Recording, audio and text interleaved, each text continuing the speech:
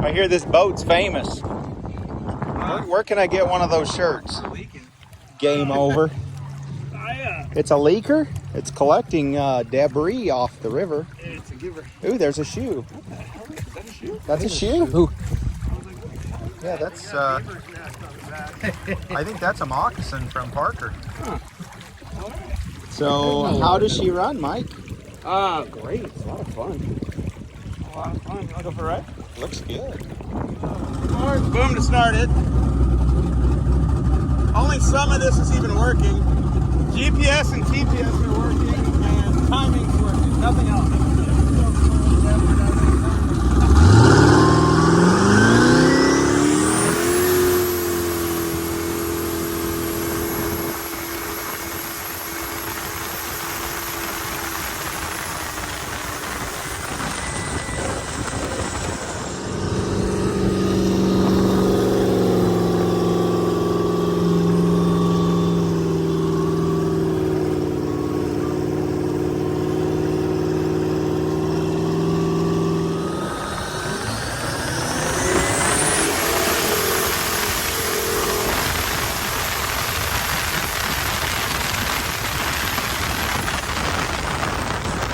We're down here at Windsor Ramp, and I want to talk about this little boat. This is my LS boat that I just built. It's got a 5.3 LS, and my buddy Brian from the Horsepower Connection here in town just put a nice little tune on it. Yeah, it's pretty sweet. Got a Panther jet. Yeah, 2-into-1. Here, I'll fire it up for you. You can hear it run. It's pretty sweet.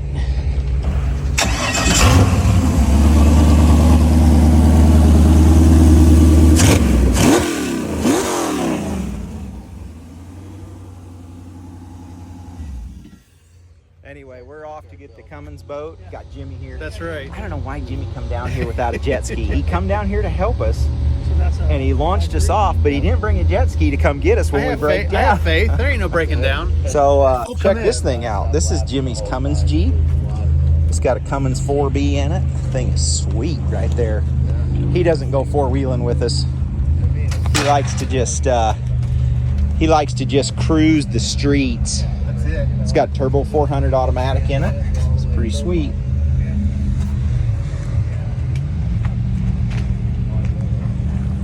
Another hot day in Arizona.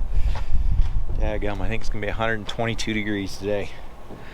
Check out this saw that I picked up. It's a reciprocating hacksaw. The thing is older than dirt. I gotta clean it up and see if I can get it to work. It's got this cool little mechanism here. Turn it on, that kicks it on, then when the blade drops down it catches this and turns it off. Got a little transmission here with a fluid level. I have to check that, get all these oiler dippers working. Yeah, pretty cool. Paid $200 for that. Excited to get it cutting metal. Been working on the LS jet boat. We got it tuned last night. Quite the hot rod right there. It was pretty fun. We had it on the water last night. Runs good. And it's time to get this thing out finally. So figure I'll just go ahead and uncover this the first time. So when I put this away last year, I had transmission troubles.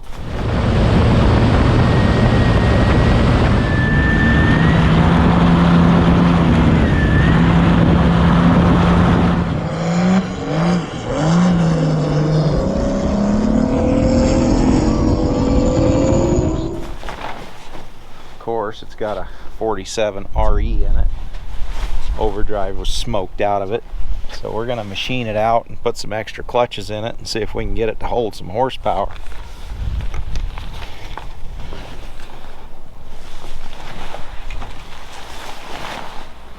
Yeah, usually this thing is up on here and holding the cover off of that air filter, but it obviously fell down. Starting to burn my stars through the cover.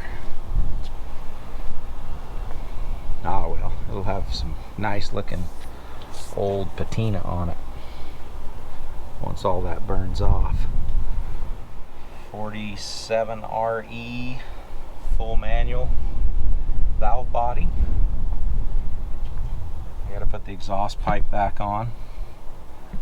Normally I take that off so that the cover will fit nice and tight. So we're gonna move some stuff around today and see if we can get it in the air conditioning, and then we'll pull the transmission out of it and I'll show you what this thing's made of.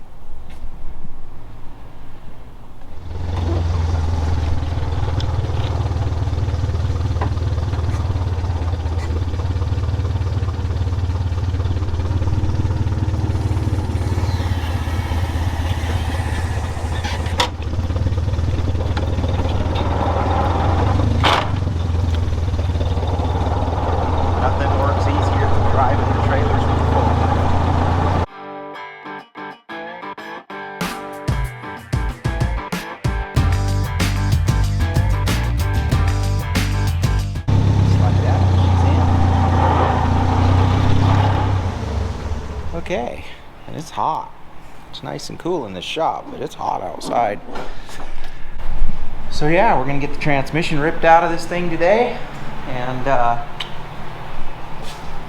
start doing some other little modifications. I may actually clean the valve covers up and take them down and get them powder coated and clean it. It needs to be cleaned. It is very dirty. It's very difficult to get the transmission out because I have to pull all the interior out. Jimmy's on his way to help me. I have the bolts loose, so I got it loose, but I can't lift it by myself. So this transmission is a 47 RE, and I got rid of the E and I made it full manual valve body, and for some reason it keeps slipping in overdrive. So this overdrive unit is from a four-wheel drive truck, and I cut the flange off where the transfer case went, and I made a yoke fixed out the back of it. Because the regular transmission is too long, it wouldn't fit in here. So I had to use this really short transmission to get overdrive.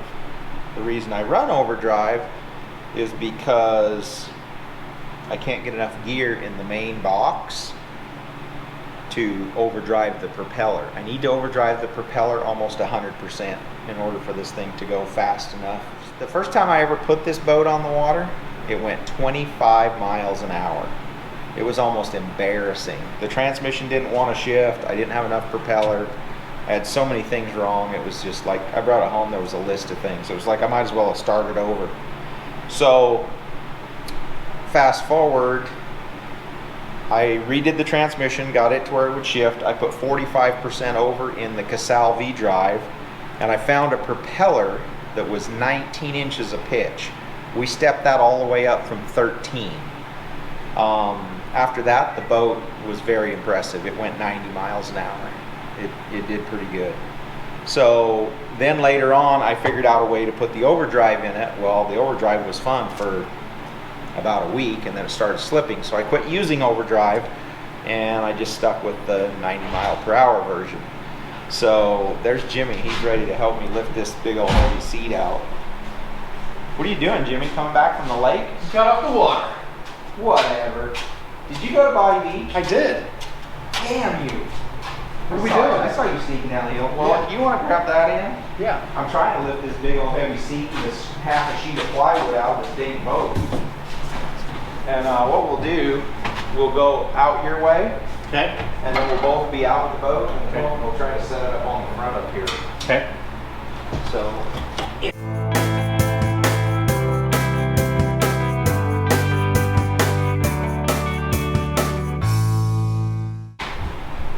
Whoo, there it is. All right, let's show this drivetrain, this powertrain. Cummins 5.9 motor, Dodge truck. This right here is the secret. Water pump. That's a seawater pump from Cummins Marine. And I just pump lake water through the motor. There's no water pump on the motor, no accessories, no nothing. And then I dump that 5/8 hose right there. That goes through an intercooler on this side, a water chiller, and also my transmission oil cooler. And then there's another hose that comes up. That Casal V-drive is actually water cooled. This is my fuel shut off there, mechanical. And you can see the 12-degree V-drive going out the bottom of the boat. So that right there is 45% overdrive. And there's 27% in the Casal V-drive. And there's no torque converter. I'll show you that when I get the transmission out. It uses a drive plate. So we'll get ripping that out in the morning. And then we're going to pull the cylinder head off. Industrial Injection is building a new cylinder head for it. And we're going to do some upgrades. Upgrade.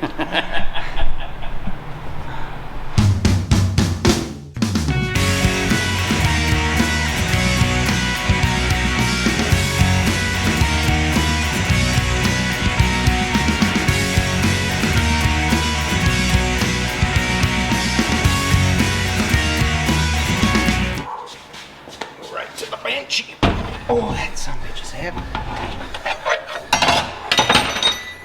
Piece of cake. Okay, what are we doing for the rest of the day? That was a lot of work.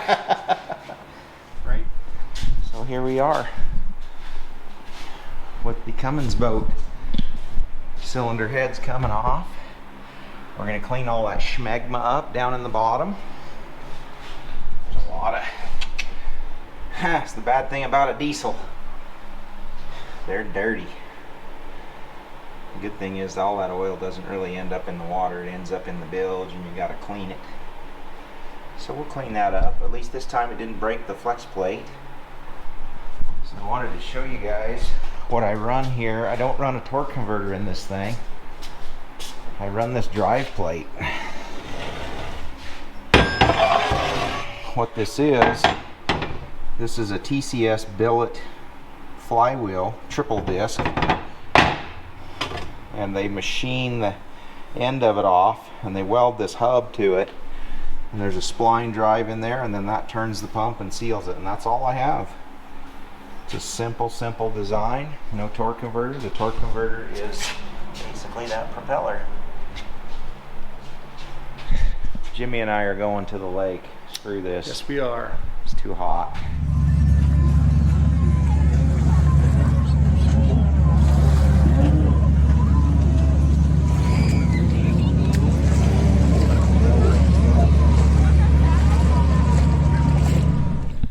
Another beautiful morning in the shop here at Old School Garage. I didn't film a lot of this because I was too busy hoofing parts, but we can talk about it a little, I guess.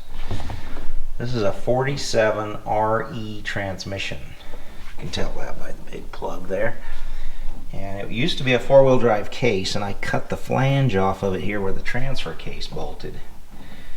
Now my boys here in town at TCS, they make this chromoly output shaft for sled pullers, and I basically found a slip yoke that I could make work on that so I could keep my little short drive shaft. The two-wheel drive trans puts me like right up in here, and it wouldn't fit in the boat. I would have had to make a direct drive coupler, and those don't work. You have to have a U-joint with this because there is some flex in this. It moves. I did show the drive plate, the direct drive plate. I've got some things out at powder coat, and I had this turbo housing polished.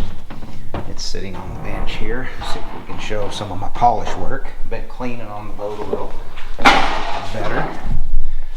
So I had my buddy Jeff over here at Jeff's Metal Polishing. He did a really nice job on that housing. It looks really good. And I got a bunch of stuff off at powder coating, and then we're going to pull this cylinder head and head for industrial injection, and we're going to rebuild it, make it into something a little better. Not that we really need better, but better's better, just saying. Oh yeah, we polished this little plate too. That looks really good now. You know what they say, if it don't go, chrome it. So we're going to chrome it and polish it. Found a problem with the cylinder head, so I've got to pull it off and take it to industrial in Salt Lake or Richfield, Precision Machine. Did get the transmission back together, V-drive all together. I got to check some fluids. Been working on some powder coating, getting some things cleaned up, polish work done, make her look a little better. But yeah, we're just busy, and kind of got cabin fever going on with this heat wave running through Arizona. But hoping. And just like that, we've got the cylinder head off the boat. Get a light here so I can show you what's going on. So, the number 3 cylinder, you can see that little ring on there on the side. That's where the exhaust valve was hitting. And I don't know if I had the valves out of adjustment in the beginning or what happened, but basically this number 3 valve here, you can see it's bent really bad. So yeah, I'm going to check these others, and I don't see any marks on any of the other pistons, so something had to have been wrong with that valve from the get-go. Either it stuck one time, or I was out of adjustment and it smacked the piston. Smacked it pretty hard, and it smacked it pretty hard for quite a while. So you can see that thing is pretty bent.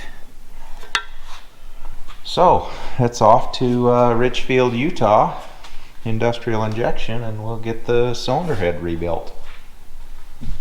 So I'm gonna go visit my cousin Paul. I got Landon's motor done for his pickup truck, and I'll drop that off. They'll be excited to see it. They don't know I'm coming, so should be pretty fun. So thanks for watching.